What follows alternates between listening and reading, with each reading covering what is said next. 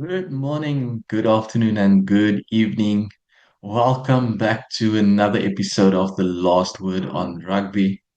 We didn't go away, we just took a little hiatus as the rugby took a backseat, but we are back.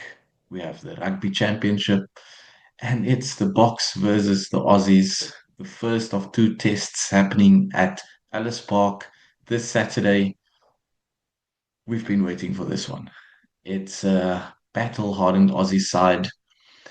They come up against a Springbok team who didn't have the toughest of opponents to counter them during the mid-year tests.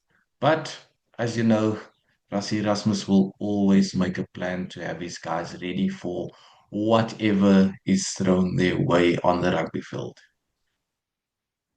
We've got Mike Greenaway and John Goliath here with us to chat everything rugby. Mike has been with the Box this past week up in Jersey. And yes, like what a start to the week. Rassi announcing his team on Monday. It caught everyone off guard. Normally on a Tuesday, we would work as that team comes out to dissect it and everything. But he sprung a surprise just like he can, and he brought that team out on Monday. And what a strong team. Mike, you've been there with the guys. What's the week been up in Josie as they prepare for what the Aussies will bring? Yeah, so I was there, and yeah, we were all quite sort of shocked to be there on a Monday morning to get a Springbok team announcement. Rassie, of course, though, with him, there's always a little rabbit he's going to pull out the hat, and he did say to us that he might change his bench after he's seen what the Australians have done. Um, he said that looking at the squad they brought, they're quite heavy with forwards. So he's expecting maybe a 6-2 split from them, in which case he was going to change his bench. Um, and what would likely happen then is he would bring in Achia Snyman and I would think Kane Moody would drop out. But yeah, at the time that we're talking, that Aussie team hasn't been announced. But yeah, that the Bok bench could well change. I wonder what Joe Schmidt thinks about that. But yeah, looking at that team itself, yeah, I look at the back line and I think the Boks are going to try and run the Aussies off their feet. I see Grant Williams and Manie Libbok as the most exciting attacking halfback pairing the Boks can put on the field. Okay, the centers are solid experience, Andre Esterhuis and Jesse. But wow, that back three, jeepers. So he's gone with Apelele Fassi, must be one of the best counter attackers in world rugby. And of course, you've got Edwell, who's a try machine. He's a absolute flyer. I don't think the Boks really lose that much, with Cheslin not playing.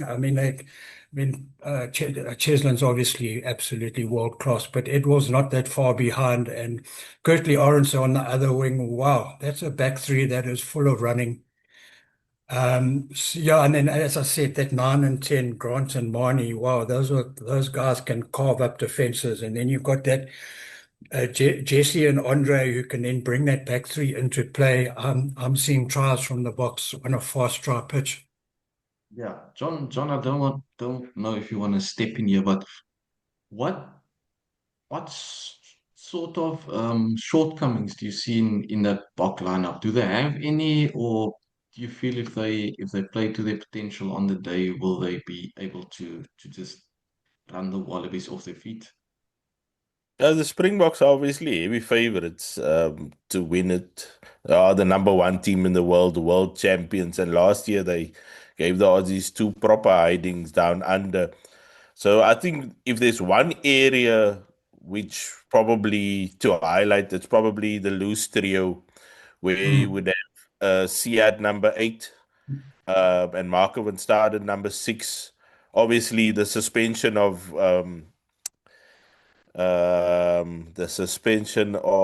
Jasper. Jasper Okay. Wiese. Yeah. Suspension of And Jasper Wiese. I think that is obviously sort of put a strain on the team, and you would wonder mm, why with and again we come to this point about Evan Roos. yeah. Rassie, it's now clear that the Rassie properly doesn't seem as a sort of a starting number eight. Yeah. More If you like put your defense. best number six now at number eight, and then you've got Marco van Staden. Obviously, I think what the Aussies do really well, and which is possibly also a factor, is their work at the breakdown in the last two tests against the British and Irish Lions, where they were especially the attacking breakdown were very, very good with the likes of Skelton and Valentini obviously winning the collisions and then getting quick ball. And we all saw what they could do with quick ball, the Wallabies. I think they've actually got a very underrated back division. So I think that's probably having two guys that play towards the ball, Sia as well as Marco van Staden, and we know what Malcolm Marx can also do over the ball. Then there's Quagga off the bench. So that's a clear sign for me that the Boks are concerned about not only their own breakdown, but obviously the Aussies' breakdown and trying to slow the ball down as much as possible when they are defending. Yeah, and if I can add on there, the Springbok players this week in interviews have said that they have been the breakdown has been a massive focus. They've been either running their backsides off or just Yeah. focus on doing breakdown work. And um, the word from Jesse actually this week was if they took one thing out of that series against Italy, it was how they got outplayed, especially in that first test in Pretoria. So, John, you're 100% right that that's why they've selected that loose trio they have. But they understood that they got seriously exposed there at Loftus in that first test. They tried to rectify it in the second test. Georgia was a little bit of a mixture from the box that they said they were good and bad in equal measure. But they then went into that 3 week camp and fitness and the breakdown because exactly what you say, John, the Aussies, I mean, Joe Schmidt, his attention to detail and how they approach that breakdown. And that's how they came back into that series as they sorted that out and they were quite brilliant. So, yeah, and Marco van Staden, I mean, those are three really strong guys over the ball. So yeah, that is a sort of mini battle in this whole test match that I'm looking forward to seeing how that works out, that breakdown battle. But do you think the guys, Leighton, do you think that the Aussies have maybe an advantage? Mike spoke about them talking about how they trained hard for the last 3 weeks, but the Aussies has actually had three tough test matches Yeah. against the Lions, and they will Yeah. probably come here a lot more sharper, you would think, and a lot more battle hardened than the box. Yeah, I would say that. I would say that they are definitely battle hardened, so they will be up for that physical test that the box will provide to them. But their main thing is they are playing at altitude.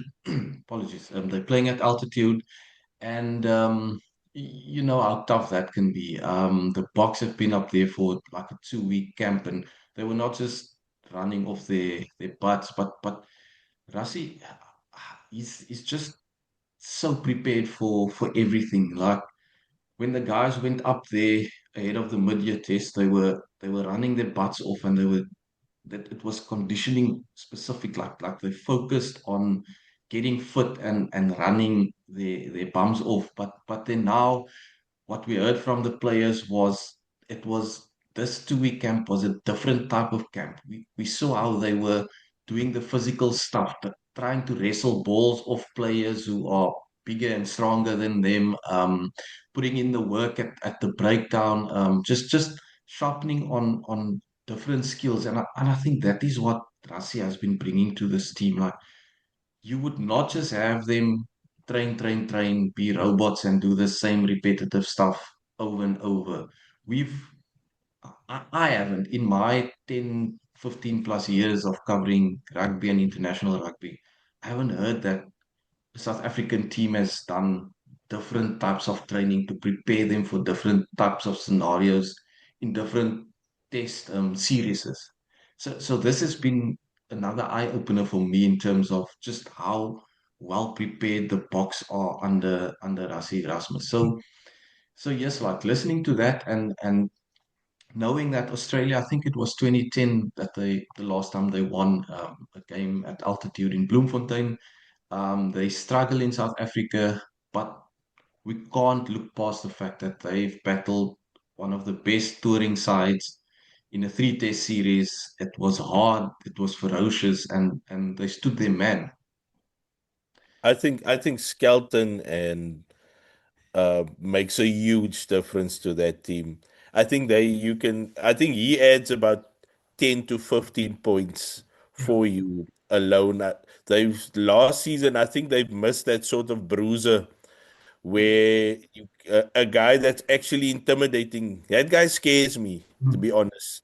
Yeah. So I wouldn't want to walk into him in a dark alley. So he's the for me he's their main player. And if we can come back to the boxer selection on the bench, I think the Rashi probably wants to check whether he starts or he comes off the bench because of altitude. We saw against the Lions, he went about 40 minutes, 45 minutes in the first test. They got lucky in the second test with a thunderstorm. It gave them an extra break during halftime, so he went 60 minutes. But I think they might think of throwing him up on the second half and say, have a real go.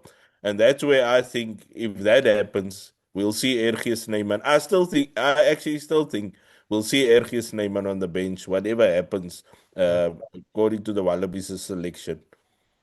Just on whether the Wallabies are battle hardened or Russie even said possibly punch drunk.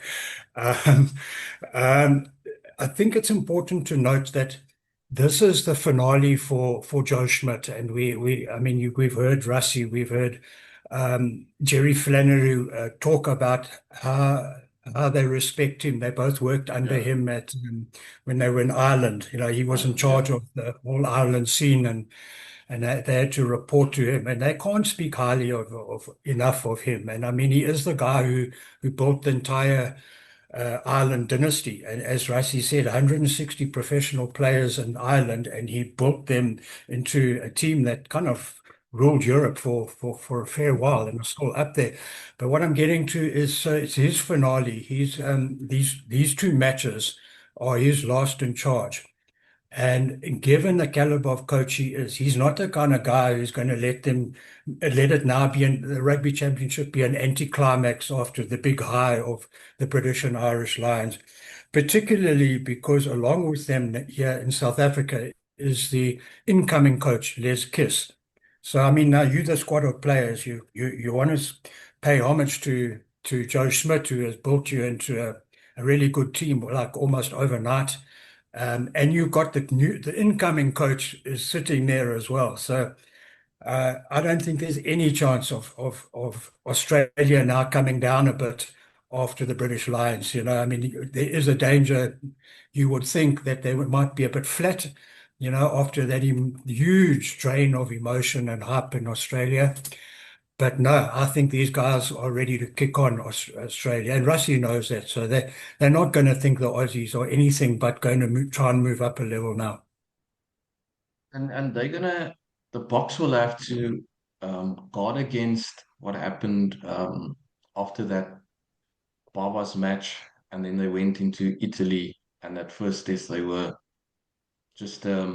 good. What was it? The first half, but they just fell flat, and it didn't look a good picture. And they came off a brilliant win against Georgia. And now there was that break, and suddenly they have to get back into that hype of playing a rugby championship test.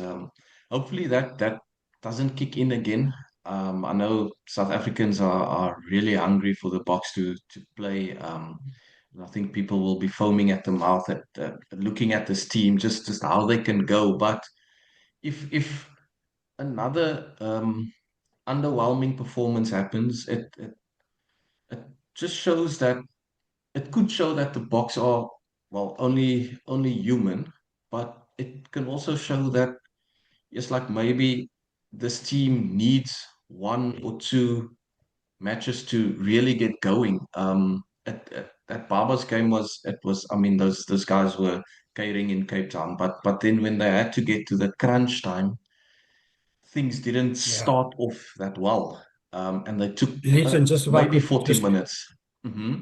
just quickly come in there. Rassie was so disappointed with that performance in Pretoria. The players were supposed to have a week off.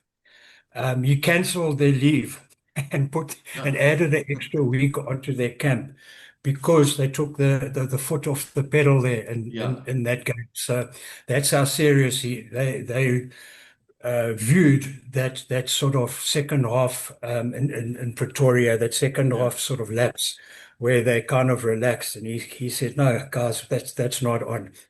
You think you're going home?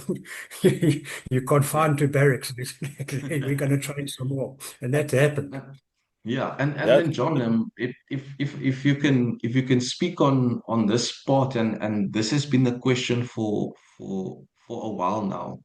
Did the Boks receive adequate prep from the likes of the Barbas, Italy, and Georgia to be able to hit the Rugby Championship running?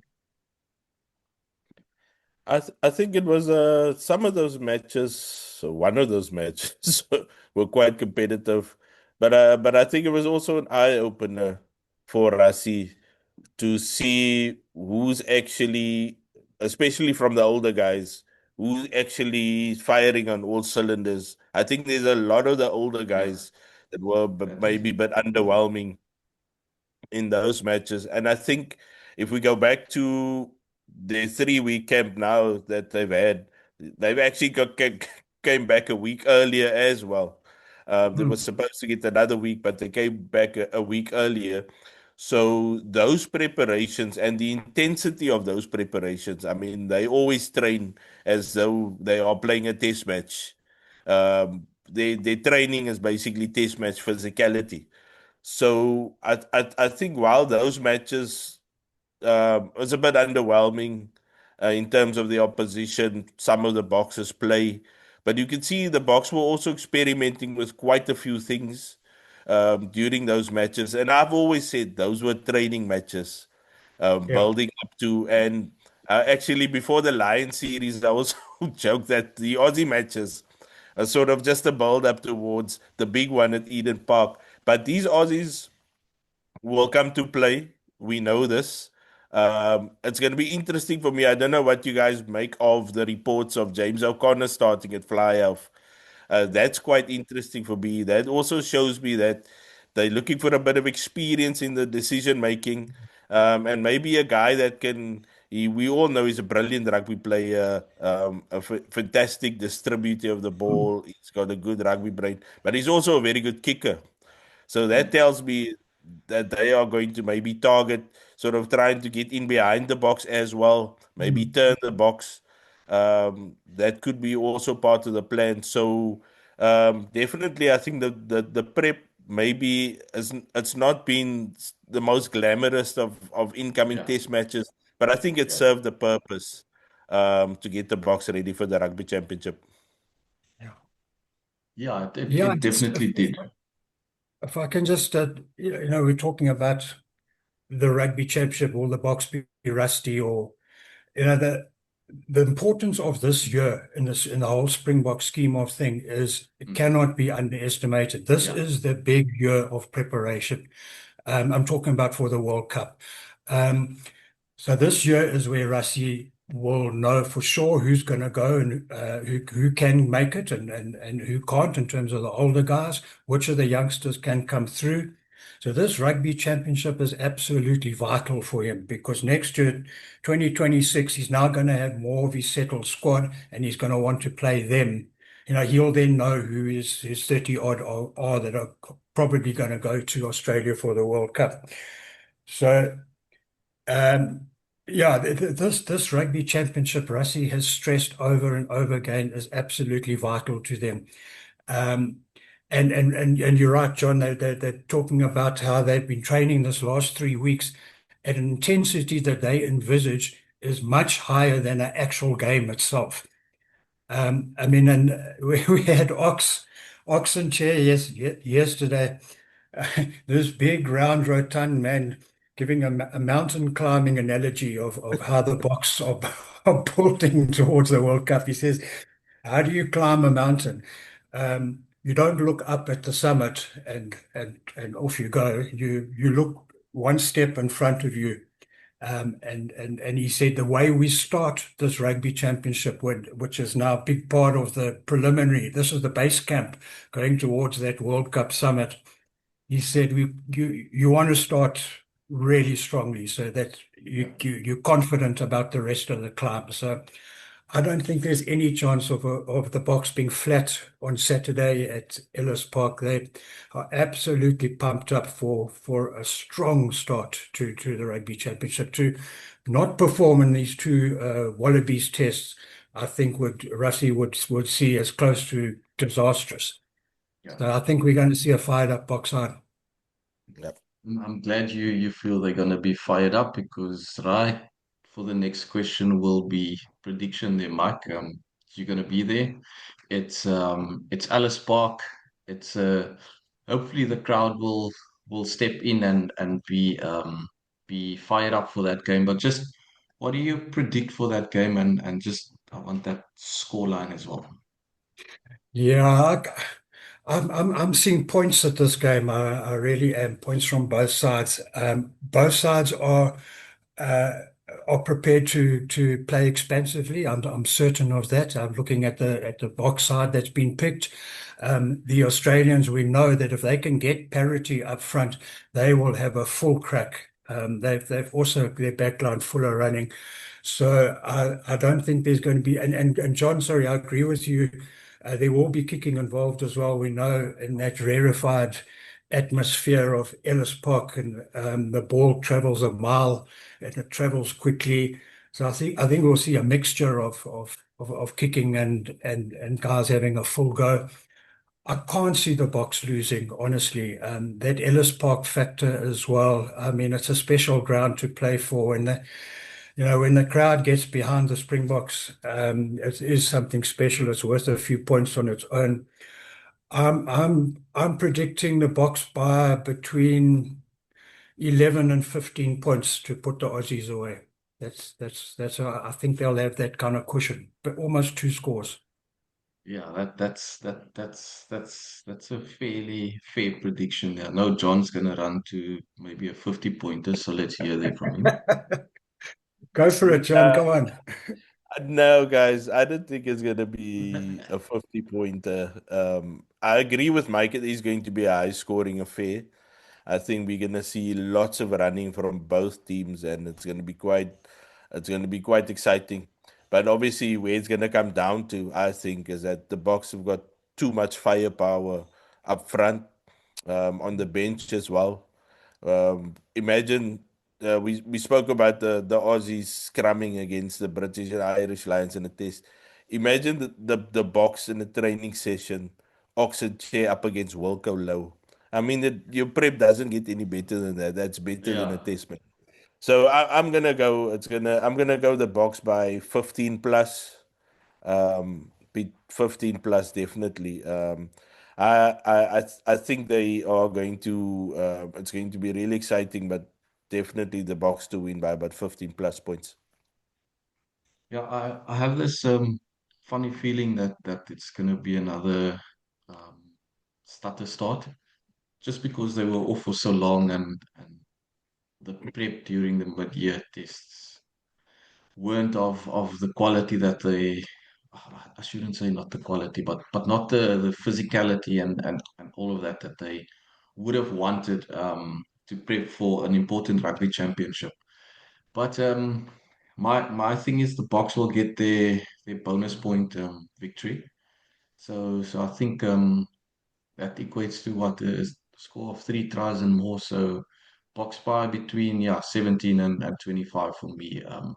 I know Edward's going to score again and grab that record of scoring in his first four tests. No other Bok has done that.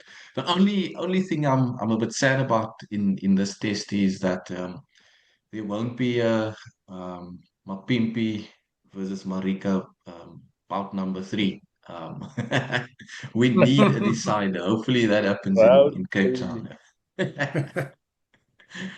But guys, Yeah, we yeah, got through a whole session without talking about Nick White, and yeah. That's who he came out of retirement. Now you open the can of worms. Came out of retirement just to face the box, but let's see. Hopefully, there's something to chat about ahead of the second test. Mike, you also up there. Um, quickly, we need to shift the box to the side because it's another important Rugby World Cup year. The women, they are in, I think it's in 10 days' time that they open their campaign in the Women's World Cup. And looking at yeah, their group stage, I mean, there's Brazil, if I'm not mistaken, Brazil, the tough one is Italy. France and then Italy. Yeah, It looks viable that they can actually make it yeah. out of the group stage this year. Yeah, yeah. So they start with Brazil, which is their banker. I mean, they just simply have Yeah, to win that game. There's no, if they've got any ambitions of making it to the quarterfinals, they have to beat Brazil, and then they have to beat Italy. And Italy is a seventh on the women's world rankings. So they're pretty handy, but the box will feel that they've improved. Box women are 12th, I think. yeah, But I mean, those rankings were before Swace's ladies beat the Black Ferns. I don't think that qualified. It wasn't a it test match. counts. Yeah, but Uh, it's a um, good win. I think the Boks are better than their world ranking. I think they can take Italy. France will be very difficult for them to Mm, beat. I think that is maybe a bridge too far. So non-negotiable, they beat Brazil, and then they have to find a way to get past Italy, and that should be enough to get them into the quarterfinals. yeah, But what a send-off to in terms of confidence. They worked so hard for this World Cup. They really have. I mean, Swayze has been just brilliant with. Well, there's a whole group of coaches there, not just mm, Swayze, but the effort and that has gone into our women's Springbok team is. I don't think there's any more anyone could have done to get these ladies prepared for this World Cup. So, and then to get that win to send them off, I think they're in a really good place. I think they're going to do us mm, proud. I think they've yeah, got a great identity going, the yeah, women's team, where in the past, it just looked like they were thrown together. Yeah. 15 yeah, girls go and play, but there's a real identity, there's a real structure. They are probably up there, their pack as a unit. It's probably Mm. up there in the with the top nations in the world. I think the problem normally is when they at the back, where they maybe lack a bit of ball skill, a bit of rugby nous. They've got speed, they've got power, but that sort of thing, especially on defense, which has often hurt them. But up front, and that's where I think Mm.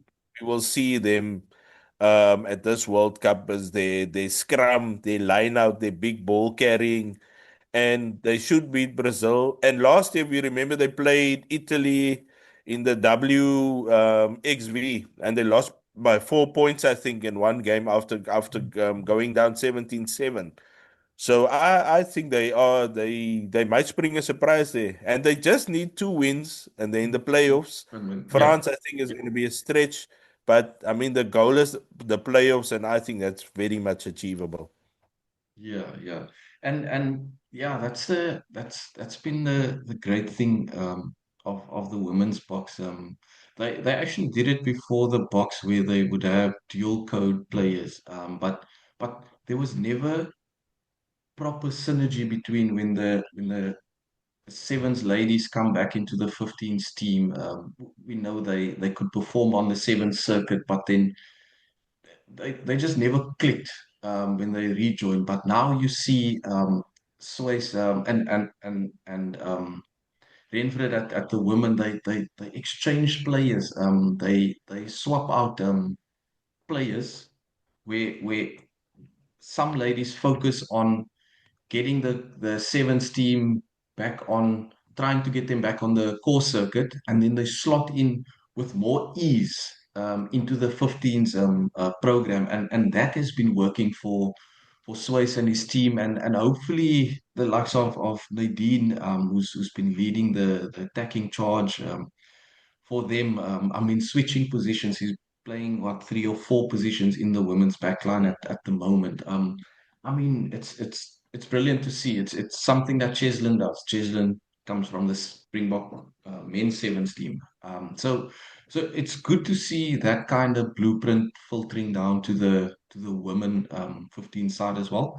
And yes, like we wish him all the best as they embark on that journey.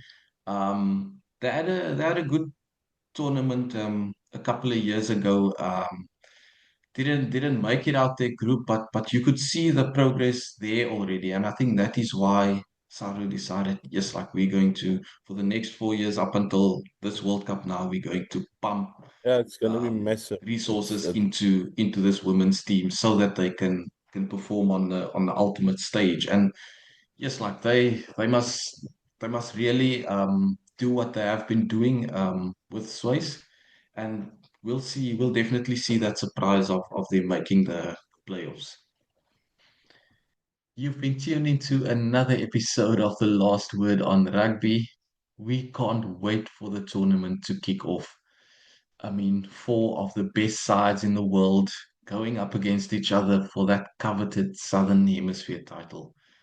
The Springboks, defending champions, they will also look at their rankings on the world and how to keep that number one spot as they face the Aussies, the All Blacks, and Argentina. Thanks for tuning in again. If you haven't yet, click that like button, subscribe to the channel, and don't forget to share the video with your friends. Cheers.